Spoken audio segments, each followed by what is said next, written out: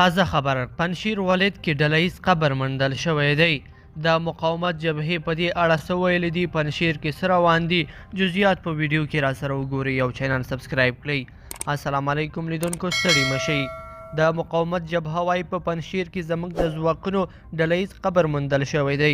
د افغانستان په نقشه کې د پنشیر ولایت د طالبانو مخالفه د مقاومت جبهه ادعا کوي چې په پنشیر ولایت کې د دې ډلې د ځواکونو یو ډلهیز قبر موندل شوی دی.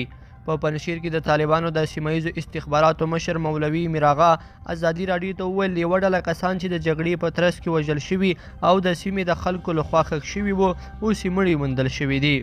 د طالبانو د سرچینو په وینا دا ډله ایز قبر پرون د تلې په 14مه نیټه د پنشیر د روخي ولسوالۍ په بخشخیلو کلي کې وو چې 3 مړي ترې راایستل شوي دي.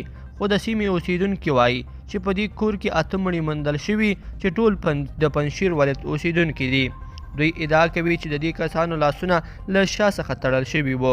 له بلې خوا د مقاومت جبهې یو قمندان سالم احمد ریګستاني پر فیسبوک د مقاومت د جبهې د غړو د ډلهیز قبر د موندلو خبر تایید کړی دی او دا یې یو بغنونکی خبر بللی دی. بل خوا سهیل شاهین وایي ټول شموله حکومت جوړولو ته چمتو یو، خو د چا فرمایش نه منو. په دوحه کې د امریکایي او افغان پلاوي د سفر په ترڅ کې د طالبانو د سیاسي دفتر غړي او ویان سهیل شاهین ویلي چې دوی د پراخ بنسټه او ټول شموله دولت جوړولو ته چمتو دي، خو ټینګار کوي چې په دې برخه کې د چا فرمایش نشي منلی. هغه زیاته کړې چې نړیواله ټولنه باید د افغانانو غوښتنې ته درناوی ولري. لیدونکو په دې هیله چې دا مطلب به مو تر پایه لیدلی وي. که مو ویډیو خوښه شوې ویډیو لایک کړئ او چینل سبسکرایب کړئ. تر بیا ښه وخت.